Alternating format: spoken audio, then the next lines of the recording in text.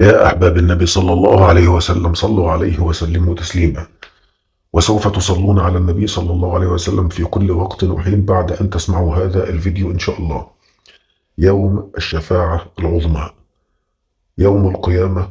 يقول النبي صلى الله عليه وسلم: يحمل عرش الرحمن يومئذ ثمانية، أي 8 ملائكة، وقد أذن لي أن أصف منهم واحد.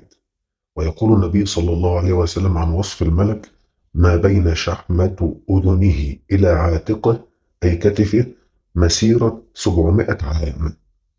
والملائكة خلقهم عظيم جدا لا يتخيله أحد. عندما ينزل الله سبحانه على عرشه ليفصل بين الخلائق، ويحمل عرش الرحمن سبحانه وتعالى 8 ملائكة عظام خلقهم عظيم جدا لا يتخيله أحد. والناس في يوم الحشر العظيم يوم القيامة، وهو يوم لا يتخيله أحد من شدته. الشمس على رؤوس العباد وشديد الحرارة، والكل عطشان، والكل يقول نفسي نفسي. كل إنسان ينسى نسبه وعرقه وأمه وأبيه وولده وكل شيء، ويقول نفسي نفسي. فيذهب الناس لسيدنا إبراهيم عليه السلام ويقول له: أنت خليل الرحمن، أنت أبو الأنبياء، اشفع لنا. فيقول سيدنا إبراهيم عليه السلام: نفسي نفسي، لقد كذبت 3 كذبات، اذهبوا إلى غيري، اذهبوا إلى موسى. فيذهب الناس إلى موسى، سيدنا موسى عليه السلام، ويقول: يا موسى، أنت قد كتب لك الله التوراة بيده، وأنت كليم الله، اشفع لنا عند الله.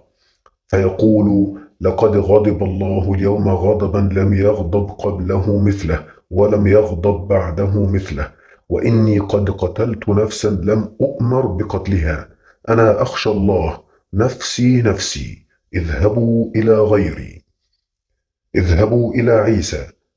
فيذهب الناس إلى عيسى عليه السلام ويذكروا ما له من فضائل، وقالوا له: يا عيسى، اشفع لنا، ألا ترى ما نحن فيه؟ يقول سيدنا عيسى: اذهبوا إلى غيري، ولم يذكر ذنبا، اذهبوا إلى محمد صلى الله عليه وسلم. ويذهب الناس إلى سيدنا محمد صلى الله عليه وسلم، ويقول النبي محمد صلى الله عليه وسلم: يأتون إلي، فيأتون إلي فيقول: يا محمد، أنت خاتم الأنبياء، ألا تشفع لنا؟ ألا ترى ما قد بلغنا؟ فيقول سيدنا محمد صلى الله عليه وسلم: فأتقدم نحو العرش، وأسجد تحت عرش الرحمن سبحانه وتعالى، وأقول: أمتي أمتي.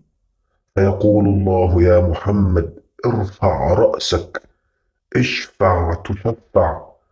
ويقف النبي محمد صلى الله عليه وسلم على يسار العرش جهة النار.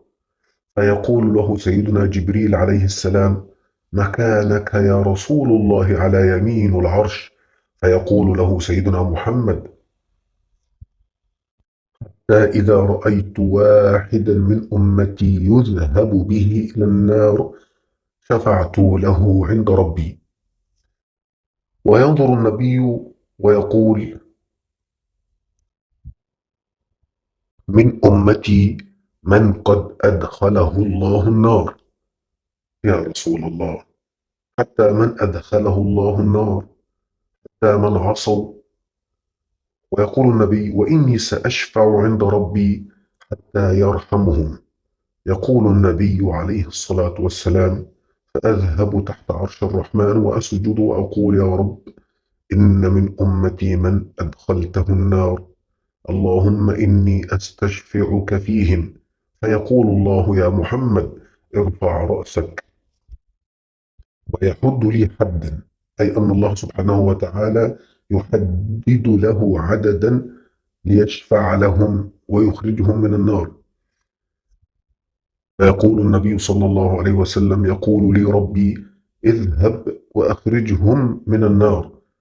يقول النبي صلى الله عليه وسلم: فآتي وأحد الحد وأخرج من أخرجه من أمتي من النار. النبي محمد صلى الله عليه وسلم هو رحمة أرسلها الله سبحانه وتعالى للعالمين أجمعين. عندما تستشعر النبي محمد صلى الله عليه وسلم في كل جوانب حياتك، سوف يرزقك الله الرحمة، الرحمة في كل أمور حياتك، والسكينة والطمأنينة والفوز، الفوز دائما في الدنيا والآخرة. فعليك الاستشعار بأن النبي محمد صلى الله عليه وسلم موجود معك، موجود معك بسنته، موجود معك بما أمرك به وبما نهى عنه، موجود معك برسالته التي جاءت من رب العالمين سبحانه وتعالى. عليكم دائما وأبدا الصلاة والسلام على رسول الله صلى الله عليه وسلم في كل وقت وحين، إن أردتم أن تدرككم الرحمة إن شاء الله، وأن يكون النبي محمد صلى الله عليه وسلم شفيعا لكم يوم الدين بإذن الله تعالى، وترتوون من يده الشريفة يوم يظمأ العباد أجمعين، ترتوون من يده الشريفة شربة ماء لا تظمأوا بعدها أبدا بإذن الله تعالى، نحن وإياكم أجمعين. عليكم بالصلاة والسلام واتباع سنته صلى الله عليه وسلم، فهو الرحمة. إن أردتم الرحمة فهو الرحمة.